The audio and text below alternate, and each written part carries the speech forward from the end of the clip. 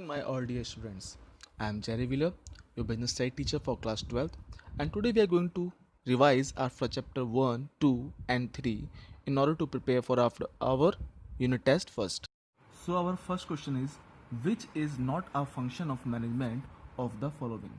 Now, they are talking about the functions of management. Just pay attention, functions of management. So, what are the functions of management? We have learned in chapter 1 the functions of management are planning, organizing, staffing, directing, and controlling. Out of them, controlling is there. Yes, controlling is there. Staffing is there. Yes, planning, organizing, staffing, yes, is there, and planning also there. What is not there? Cooperating. Cooperating is not a function of management, because the function of management are planning, organizing, staffing, and directing and controlling. So in these five, cooperating is not coming. It means that our that E part is our answer, because they have asked which is not a function. Not which is not a function, that is cooperating. Okay, then move to second question. Coordination is.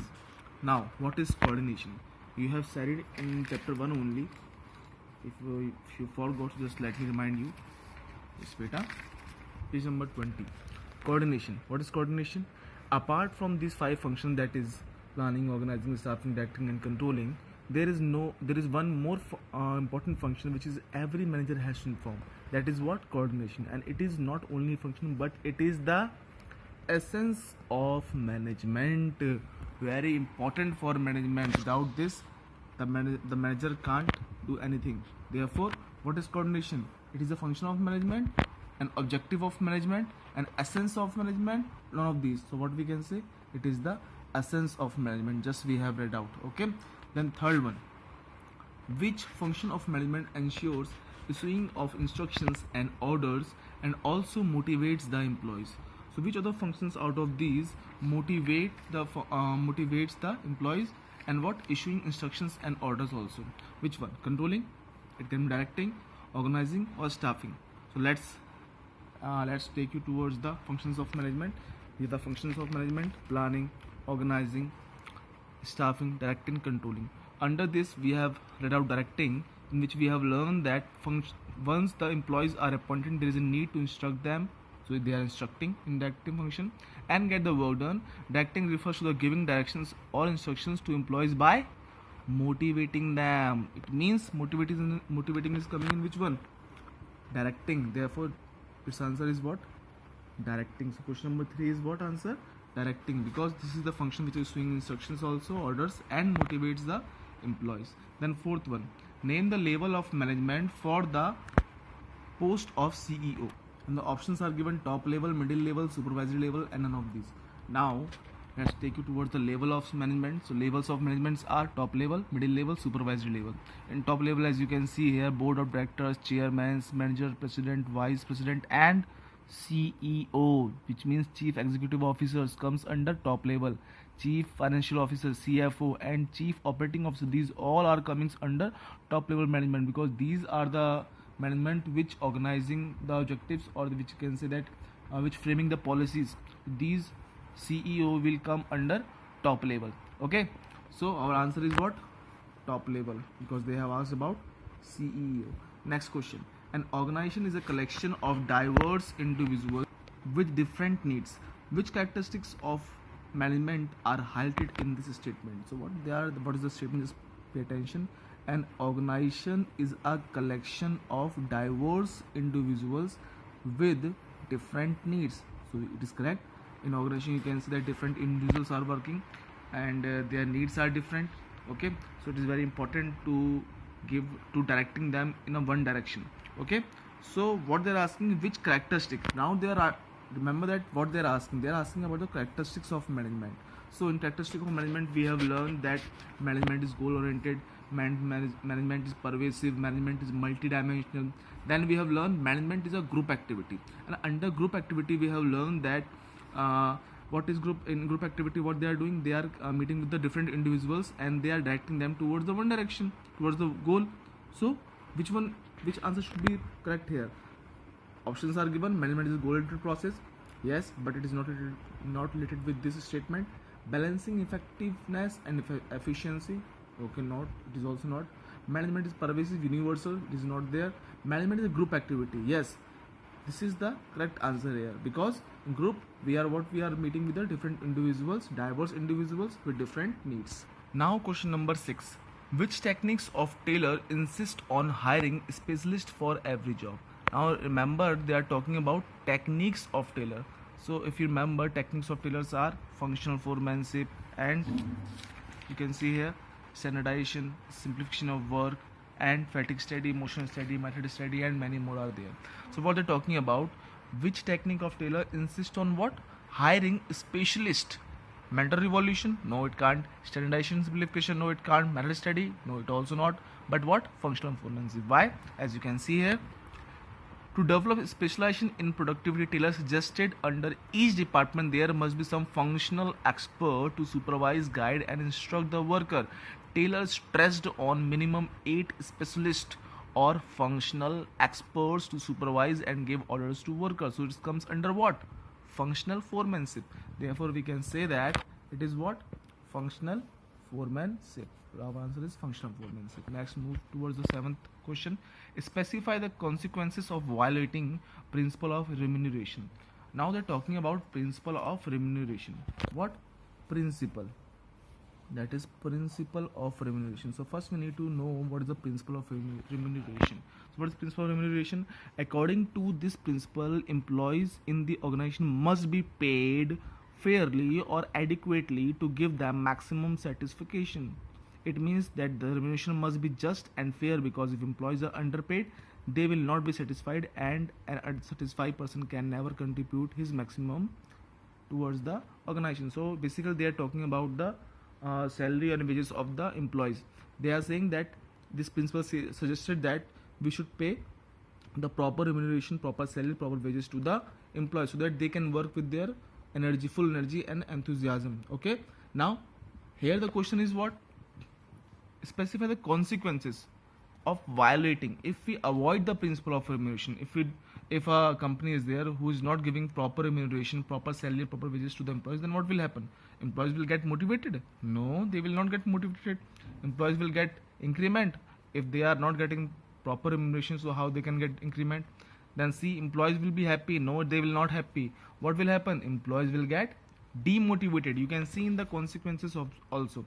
Consequences of violation of this principle. Which principle? Principle of remuneration. What? Increase in turnover of employees, that employees will quit the job, or dissatisfaction and demotivation of employees. So what is the answer of this question? This is D part. Employees will get demotivated. Okay, now question number 9. Specify the consequences of violating principle of order. Now if we avoid or we don't follow the principle of order, then what will happen? So what is principle of? So principle of order says that in this principle, order does not mean command, but what it means, it refers to the orderly arrangement of man and material. What?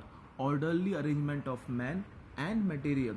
And if we violate this principle, so what will happen? The consequences of violation of these principles are wastage of time and energy in search of man and material, and second one, not able to contact the people at proper time or right time. So the first consequences is what? Wastage of time and energy. Just check this consequences is there or not.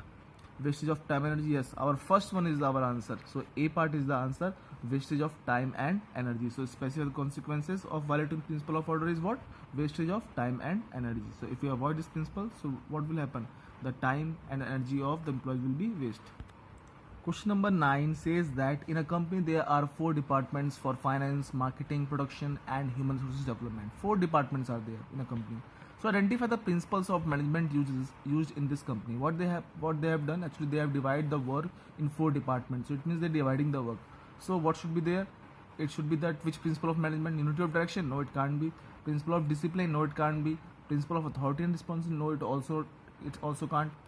It should be the division of work. But because what they are doing, they are dividing the work here. You can see the principle of division of work. According to this principle, the whole work must be divided into small tasks or units, and instead of assigning the whole work to one person or one task or unit of work should be assigned to one person according to the capabilities, qualification and experience of the person.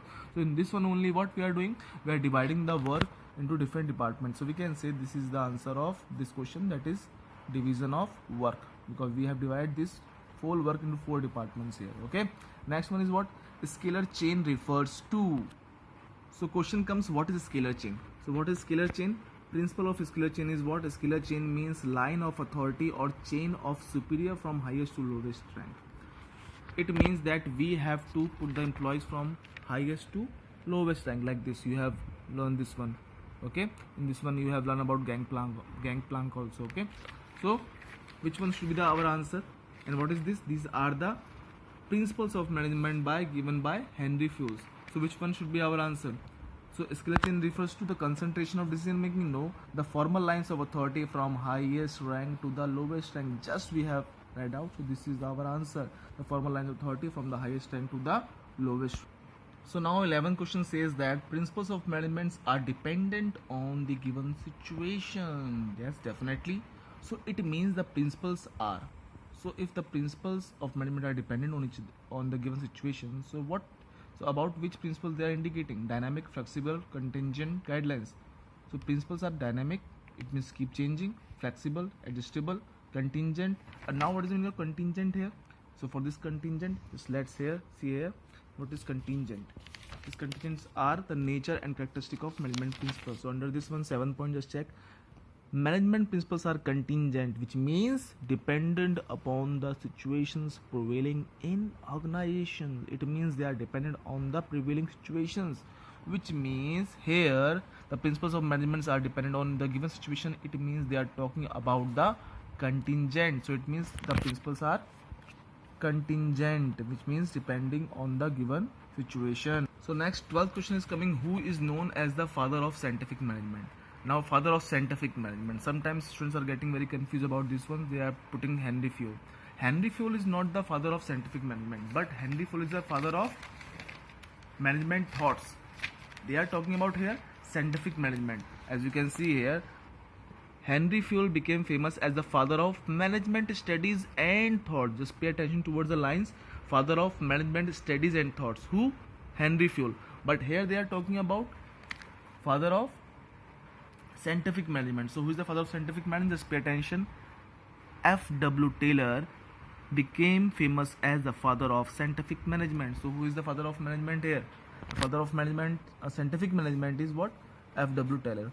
But if it is written there father of the thoughts, then who will be the father of management? Then it should be Henry Fayol. Okay, don't be confused. If it is written there father of management studies and thoughts, then it should be Henry Fayol. So next 13th question, pick the odd one.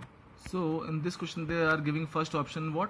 Standardization and simplification of work. This is what? Techniques of Taylor, scientific techniques of Taylor. Second one, fatigue study. This is also a scientific techniques of fatigue given by Taylor. Then method study is also the scientific techniques by Taylor. Last one is what?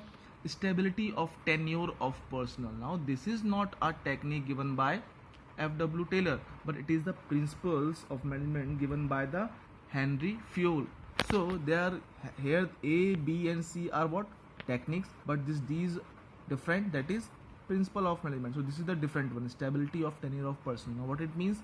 That it is related with the security of the employees, that they should not be frequently transferred. Okay, now question number 14, just pay attention here. Which of the following is not the point of importance of understanding business environment? Now it means they are talking about business environment. It means they are talking about chapter number 3. So which is not comes under the points of importance of business environment? Just check first. Getting first mover advantage, yes, it comes under the importance of management. You can say importance of business environment. First one is enables the firms to identify opportunities and getting first mover advantage. It is coming. Helps in firms identifying the threats and early warning. It is there. Helps get early warnings. It is also there. And then what is there? Assisting in planning and policy making. So helps in formulation of policies. Yes, it is also there. So what left? B part, that elimination of competition. It does not comes under the importance of business environment. So it should be the point which is not under the importance of business environment. Then now the last question is what? Identify the correct statement. Now just read that carefully, because these points are related with the dimensions of business environment. I hope you remember dimensions of business environment: economical, political, social, legal. So it is related with that one only. Just pay attention here. Identify the correct statement. It means the 3 are given the incorrect statement and 1 should be the correct one. Just check all the statement. The first one, festivals and culture are parts of economic environment. Oh, it is wrong. Festivals and culture are the part of the social environment. Okay, so first one is wrong. B part, stability of government comes under legal environment. No, if government is there, it should comes under the political environment. Then C part, knowing business environment helps in policy formulation. If we know the business environment properly, so it will help us in policy making or policy formulation, you can say same thing only. So it means this is correct only. Yes, it is correct. Let's check the last one also. New economic policy in India was made in 2001. No, it was made in 91, and now recently they have again made the new economic now they have made the education policy. So they are talking about new economic policy which was made in 91. So they have written wrong. So it is also wrong. A also wrong. B also wrong. So what is correct one? C part, knowing business environment helps in policy formulation. So in this way we have solved this 15 question. Okay, I hope it is clear to you. So now you can practice by your book. Just go through the notes and be prepared for your unit test first also, because in that one also we will give some questions like this only. Okay, so be ready. Okay, thank you students. At last, I just want to say, as the danger of corona is increasing, be at home, be safe, and take care.